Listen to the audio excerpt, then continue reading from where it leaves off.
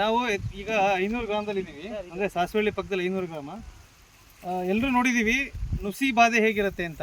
ನುಸಿ ಬಾಧೆ starting infection ಆದಾಗ ಹಿಂಗೆ ಕೈ ಹಿಡಿದ್ರೆ ಕೈ ಕೆಂಪಾಗುತ್ತೆ. ಹೌದೌದು. ಸೊ ಅದು ಕೆಂಪು ನುಸಿ ಬೇರೆ ಇದೆ, ಬಿಳಿ ನುಸಿನೂ ಬರುತ್ತೆ. ಅದು ನಿಮ್ಗೇನಾಗುತ್ತೆ, ಸಣ್ಣದಾಗಿ ಸಣ್ಣ ಸಣ್ಣ ಚುಕ್ಕೆ ಕೆಳಭಾಗದಲ್ಲಿ ರಸ ಹೀರಿ ಮೇಲ್ಗಡೆಗೆ ಇದಾಗುತ್ತೆ ಈ ಥರ. ಬಟ್ ನೀವು ಇಲ್ಲಿ ನೋಡ್ಬೋದು ಈ ಥರ ದೊಡ್ಡ ದೊಡ್ಡ ಮಚ್ಚೆಗಳಿದೆ ಇಲ್ಲಿ. ಈ ಸುಳಿನಲ್ಲಿ ಬರ್ತಕ್ಕಂಥ ಮಚ್ಚೆ ಬೇರೆ, ಅದು ಸುಳಿ ತಿಗಡೆಯಿಂದ ಬರ್ತಕ್ಕಂಥ ಮಚ್ಚೆ ಅದಲ್ಲ.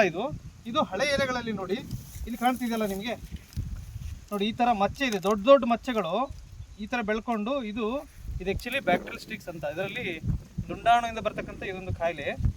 ಇದೇನು ಮಾಡುತ್ತೆ, ಸಣ್ಣದಾಗಿ ಈ ಥರ ಶುರುವಾಗಿ ದೊಡ್ಡದಾಗಿ ಈ ಬ್ಲೈಟ್ ಸಿಂಪ್ಟಮ್ಸ್ ಅಂತ ಕಾಣ್ತೀವಿ ನಾವು.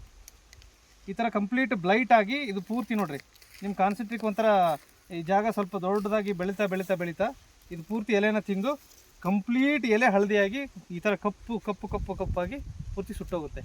ಸೊ ಇದಕ್ಕೆ 3 ಗ್ರಾಮ್ ಒಂದು COC-ನ ಮಿಕ್ಸ್ ಮಾಡಿಕೊಂಡು ಅದ್ರ ಜೊತೆ ಒಂದು ಆ್ಯಂಟಿಬಯೋಟಿಕ್ ಇಲ್ಲ ಬ್ಯಾಕ್ಟೀರಿಯಾನಾಶಕ ಅಂತ ಬರುತ್ತೆ, ಬ್ಯಾಕ್ಟೀರಿಯಾನಾಶಕ 200 ಅಂತ ಬರುತ್ತೆ.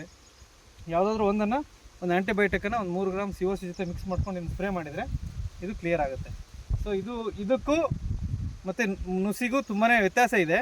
ನಾವು ಸೇಮ್ ಇದು ನುಸಿನೇ ಇರ್ಬೋದು ಅಂದ್ಕೊಂಡ್ಬಿಟ್ಟು ಇದಕ್ಕೆ ನೀವು ಮತ್ತೆ ಹೆಕ್ಸಿಥೈಜಾಕ್ಸು ಮತ್ತು ವಾಪಸ್ ಸೇಮ್ ಇದನ್ನು ನೀವು ಕೊಟ್ಟರೆ ಇದು ಕಂಟ್ರೋಲ್ ಆಗೋದಿಲ್ಲ. ಆವಾಗ ಕೆಲವು ರೈತರು ಅಂತಾರೆ, ಸರ್ ನಾವು ನುಸಿ ಬಂತು ಅಂತೇಳಿ ಸ್ಪ್ರೇ ಮಾಡಿದ್ವಿ ಕಂಟ್ರೋಲ್ ಆಗ್ತಾಯಿಲ್ಲ ಅಂತ.